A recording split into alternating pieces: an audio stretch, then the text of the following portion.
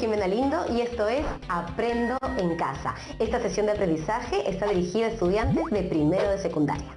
El propósito de nuestro trabajo de hoy será desarrollar nuestra competencia de oralidad. Para ello vamos a escuchar atentamente uno de los episodios de la producción Historias de Papel, el cual nos habla de la vida y obra de uno de los escritores más famosos del siglo XIX en el Perú. ¿Han escuchado hablar del bibliotecario mendigo? ¿Ya saben quién es?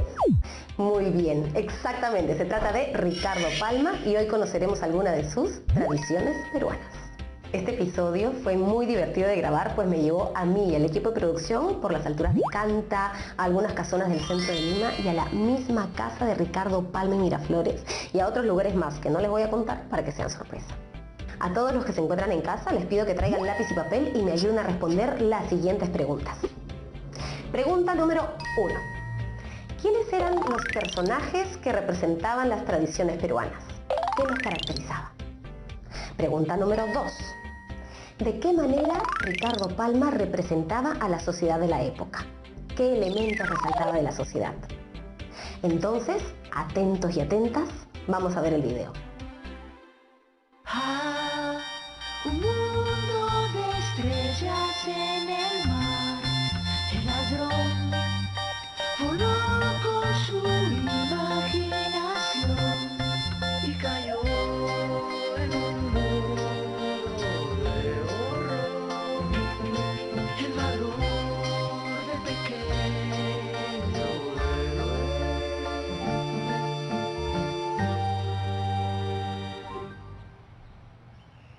Siguiente cuadrito de cómo se distribuían las horas en mi barrio, allá cuando yo andaba haciendo novillos en huertos y murallas y distante aún de escribir tradición.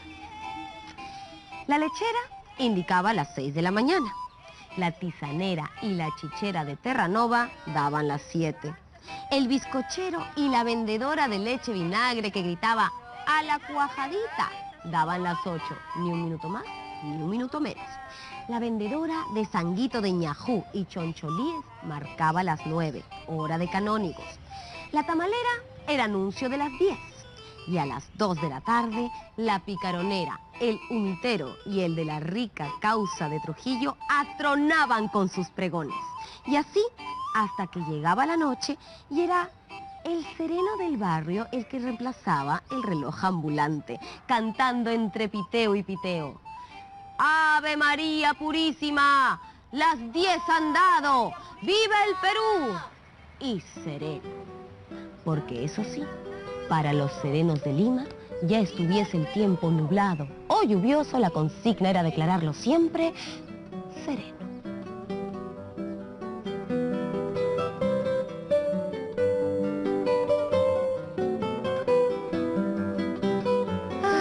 Tiempos dichosos en los que, para saber con fijeza la hora en que uno vivía, ningún reloj más puntual que el pregón de los vendedores.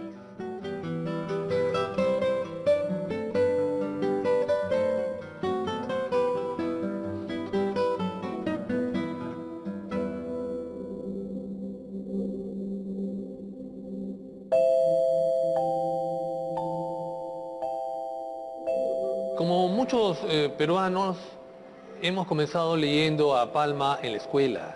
Como bien sabemos, las tradiciones que él escribió durante décadas cautivaron pues a los niños de nuestro país. Palma escribe a partir de mediados del siglo XIX y como bien sabemos por Basadre, la sociedad peruana del XIX es una sociedad anárquica, los militares detentan el poder, la sociedad civil observa con temor o acepta como una suerte natural de la actividad militar el asumir las riendas del país, ¿no? En ese contexto anárquico, caudillista, caprichoso de diversos militares que se alternan en el poder, Palma escribe.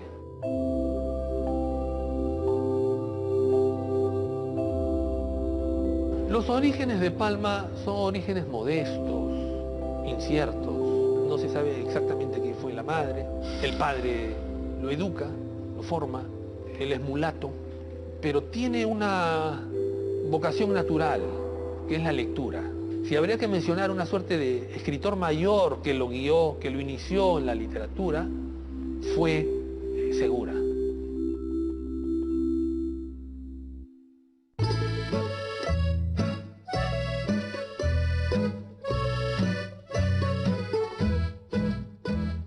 Fueron los moros, quienes dominaron España durante 7 siglos, los que introdujeron la afición por el ajedrez en este país.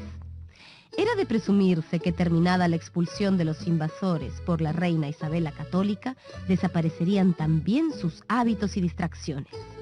Pero lejos de eso, la afición por el juego de las 64 casillas había echado hondas raíces entre los capitanes que en Granada aniquilaron el último bastión del islamismo. Con el descubrimiento y la conquista de América, llegó a ser pasaporte de cultura social para todo el que venía al Nuevo Mundo.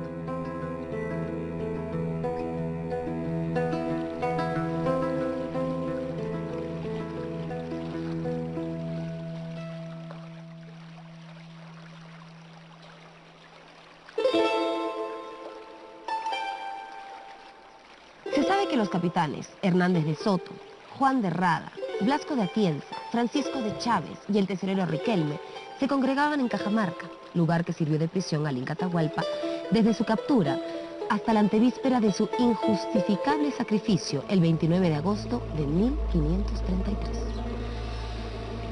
Allí funcionaban 2 tableros, toscamente pintados, sobre la respectiva mesita de madera donde el Inca Atahualpa todas las tardes tomaba asiento junto a Hernández de Soto, su amigo y amparador, sin dar señales de haberse dado cuenta de la manera como actuaban las piezas ni de los lances y accidentes del juego.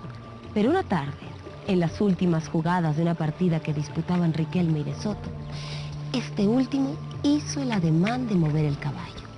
Pero el Inca, tocándole ligeramente el brazo, le dijo en voz baja: «No, capitán, no. El castillo». Después de breves momentos de meditación, de Soto puso en juego la ficha indicada por el Inca. Y 2 jugadas más tarde, Riquelme sufría inevitable mate. Después de ese día, de Soto y el Inca jugaron al ajedrez cada tarde, y 2 meses después, el Inca Atahualpa era ya un gran contrincante.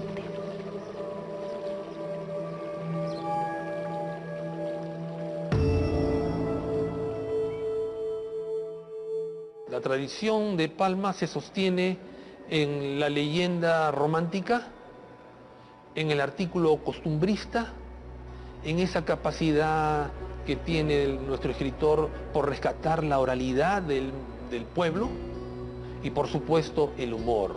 Parte de un dato tomado de la realidad, de un documento, y a partir de ese documento inventa. Él es consciente que está escribiendo una suerte de literatura historicista, pero que en el fondo es ficción, es literatura. Palma no es González Prada, que usa el ensayo para decir lo que se debe decir. Quiere educar a través de una literatura que yo podría llamar democrática, una literatura que propone la unión de los peruanos, a través de un humor sano, a través de mostrar nuestros defectos, también nuestras virtudes, pero que confluya bajo una idea básica. La nación necesita mantener a la población unida. A todos los estratos de la sociedad peruana necesita mantenerlos como un solo puño. Dividirnos es nuestra perdición. Cuenta la tradición de los incas ajedrecistas que muchos españoles invitaron también al Inca, pero este, por medio del intérprete Felipillo, se excusaba diciendo: «Yo juego muy poquito y vuestra merced juega mucho». La tradición popular comenta que el Inca Atahualpa no habría sido condenado a muerte de no haber intervenido en la partida de ajedrez que jugaron Riquelme y Hernández de Soto. En el famoso consejo de los 24 jueces que organizó Francisco Pizarro, el Inca Atahualpa fue condenado a muerte por 13 votos contra 11. Riquelme, quien había perdido la partida de ajedrez por intervención de Atahualpa, fue uno de los 13 que suscribió la sentencia.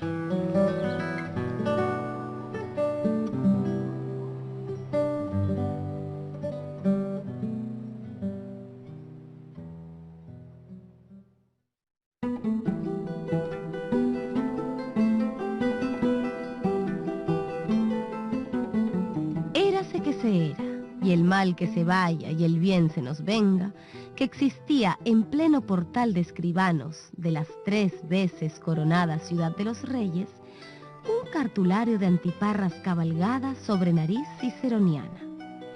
Conocíale el pueblo por tocayo del buen ladrón, a quien don Jesucristo dio pasaporte para entrar en la gloria, pues nombrábase don Dimas de la Tijereta, escribano de la Real Audiencia y hombre que, a fuerza de dar fe, se había quedado sin pizca de fe, porque en el oficio gastó en breve la poca que trajo al mundo.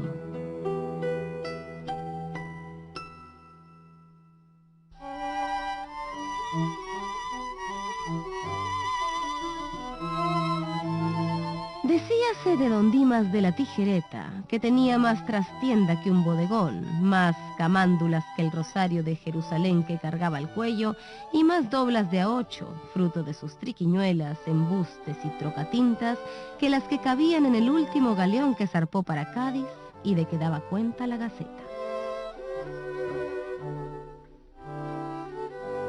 ¿Acaso fue por él por quien un caquiversista dijo lo de un escribano y un gato a un pozo cayeron? Como los dos tenían uñas, por la pared se subieron. La primera tradición data de 1851, cuando Palma tenía 18 años de edad. Y la última está fechada el 1 de enero de 1915. Es decir, durante 64 años, Palma produce el conjunto de sus tradiciones que suman alrededor de 455, un número aproximado.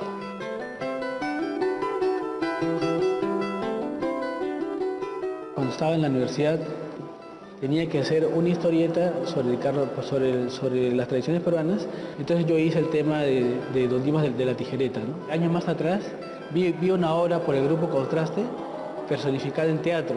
Me gustó tanto que yo dije, voy a averiguar sobre ese tema, ¿no? Y ya al leerlo fue que decidí hacerlo en historieta, ¿no?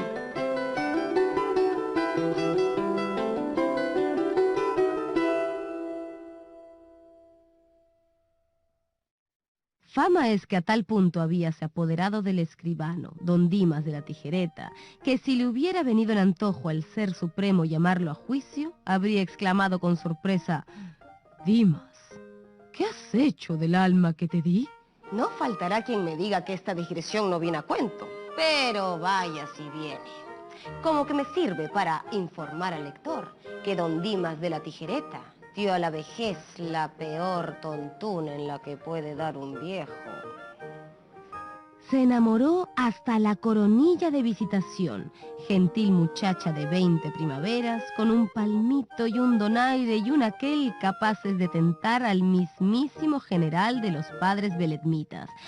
Una cintura pulida y remonona de esas de mírame y no me toques, labios colorados como guindas, dientes como almendrucos, ojos como 2 luceros y más matadores que espada y basto en el juego de tresillo o rocambor. La moza era pues un pimpollo carta cabal. Los personajes que podemos encontrar en la Lima del siglo XIX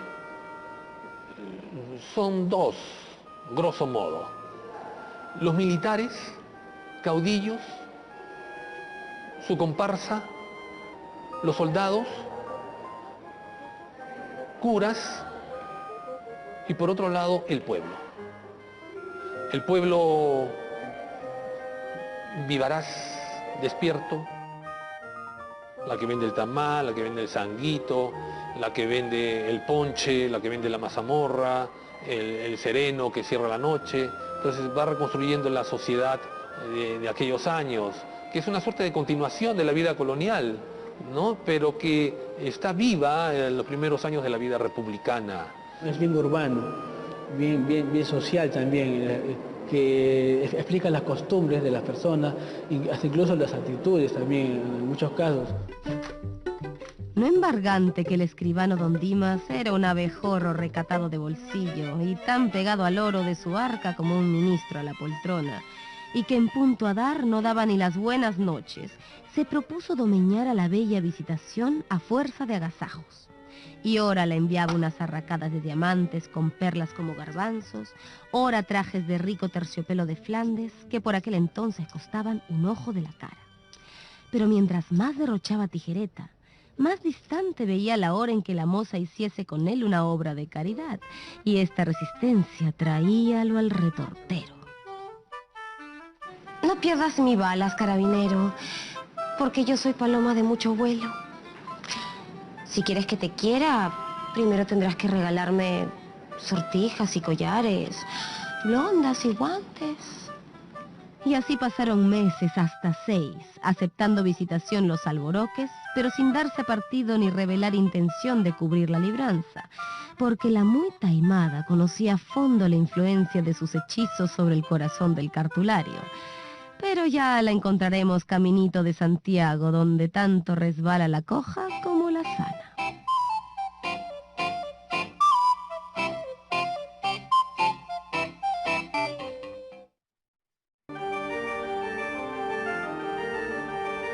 Una noche en que Tijereta quiso levantar el gallo Visitación, perdido en sus cavilaciones, se encontró con un vientecillo retozón que refrescó un poco su cabeza y exclamó: para mi santiguada, que es trajín el que llevo con esa fregona que se la da de honesta y marisabidilla, cuando yo sé de ella milagros de más calibre que los que reza el Flos Sanctorum. Venga un diablo cualquiera y llévese mi almilla a cambio de esa caprichosa criatura. Satanás, que desde los antros más profundos del infierno había escuchado las palabras del humano, tocó la campanilla y al reclamo se presentó el diablo Lilith. Ve, Lilith, y extiende un contrato con un hombre que allí encontrarás y que tiene tanto desprecio por su alma que la llama almilla. Ve y ofrécele cuanto quieras y no regatees, que sabes que no soy tacaña cuando se trata de una presa.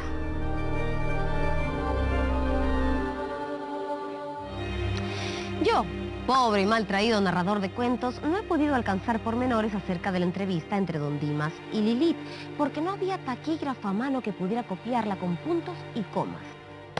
Y es una lástima por mi fe.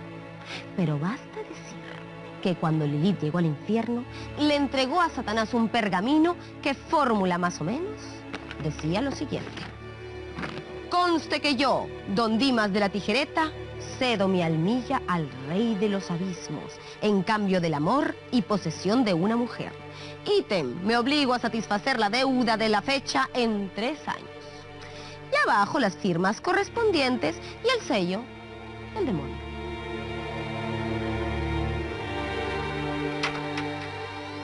Al entrar el escribano en su tugurio, salió a abrirle la puerta nada menos que Visitación, la desdeñosa y remilgada Visitación que, ebria de amor, se arrojó en los brazos de Tijereta.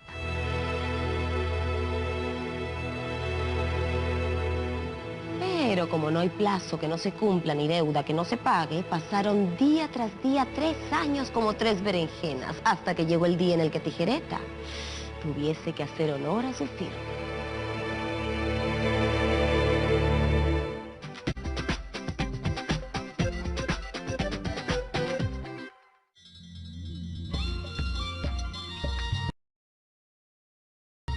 En Francamente. Tenemos que respetar para las familias que lo quieran.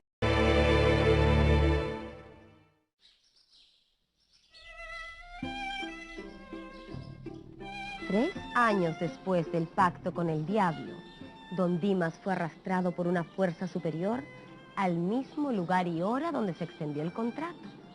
Al encararse con Lilith, el escribano con mucha flema empezó a sacarse la almilla o jubón interior y dándoselo a Lilith, le dijo: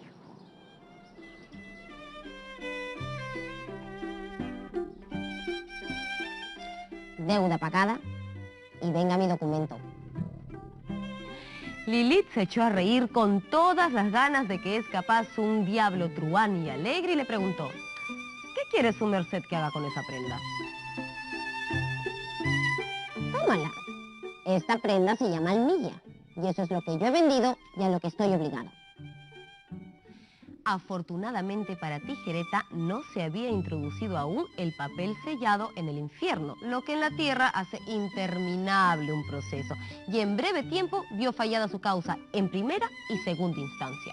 Con la autoridad del diccionario de la lengua vio el tunante su buen derecho, y los jueces, que probablemente fueron en vida académicos o literatos, dieron la orden de su inmediata soltura y que Lilith lo acompañara por los vericuetos del infierno y lo dejara sano y salvo en la puerta de su casa.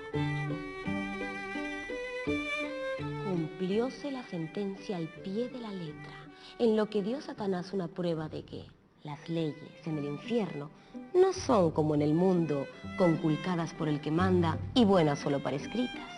Pero al destruirse el malévolo hechizo, se dio don Dimas de la Tijereta con la sorpresa de que Visitación lo había abandonado, corriendo a encerrarse en un beaterío, siguiendo la añeja máxima de dar a Dios el hueso, después de haber dado la carne al demonio.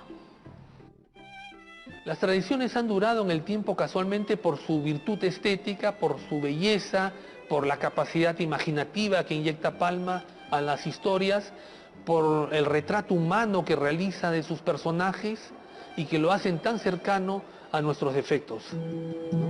La gran literatura se aproxima pues a la vida diaria. Si ha habido peruano que conociera bien su tierra y a los hombres de su tierra, ese indudablemente fue don Ramón Castilla.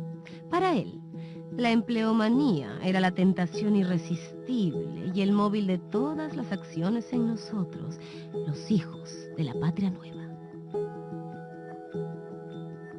Estaba don Ramón en su primera época de gobierno y era el día de su cumpleaños. En Palacio había lo que en tiempo de los virreyes se llamó besamano y que en los días de la República, y para diferenciar, se llama lo mismo.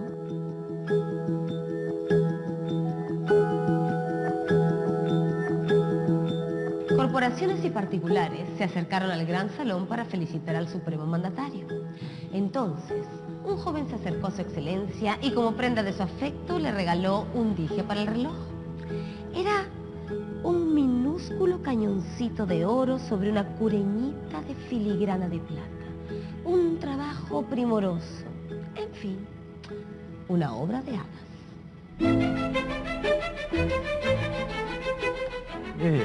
Gracias. Mil gracias por el cariño.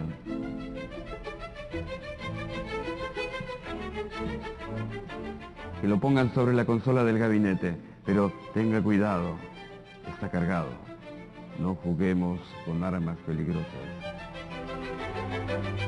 Corrían los días y el cañoncito de don Ramón Castilla permanecía sobre la consola siendo objeto de conversación y curiosidad para los amigos del presidente, quien no se cansaba de repetir: Caballeros, hacerse a un lado. No hay que tocarlo. El cañoncito apunta. No sé si es puntería alta o baja, pero está cargado.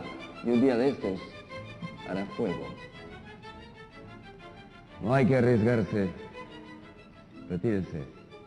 No respondo de averías.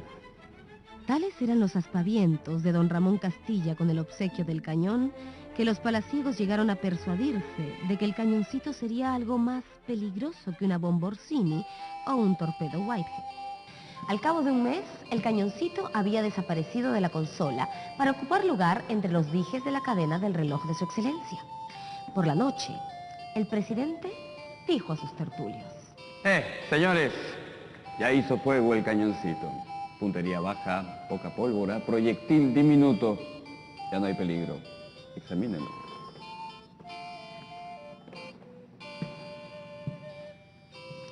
¿Qué había pasado? que el artífice aspiraba a una modesta plaza como inspector en el resguardo de la aduana del Callao y que don Ramón acababa de acordarle el envío.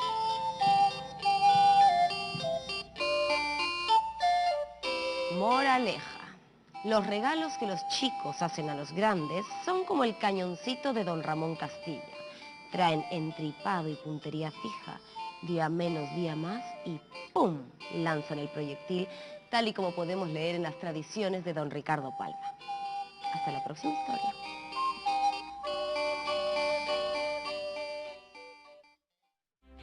¿Qué te pareció conocer un poco más sobre Ricardo Palma y las tradiciones peruanas? Buenísimo, ¿no? Seguramente alguna te dio mucha curiosidad o alguna te dio mucha risa. Y es que, como decía uno de los expertos, la gran literatura se acerca a la vida diaria. Para mí es un placer poder ayudar a que todos ustedes sigan aprendiendo en casa, sobre todo con un programa que hicimos con tanto cariño como es Historias de Papel. Y ahora, imagino que ya podrán responder las preguntas que les planteé al inicio. ¿Qué características tenían los personajes y de qué manera Ricardo Palma retrataba la sociedad de la época?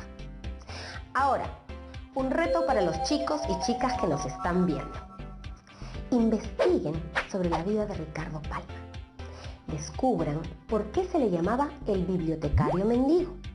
Luego, elaboren una historieta en la que narren su vida y digan por qué se le llamó así. Finalmente, lean otra de sus tradiciones en voz alta a su familia y graben su presentación. Guarden sus trabajos en un portafolio porque serán la evidencia de sus aprendizajes. Bueno, esto ha sido todo por hoy.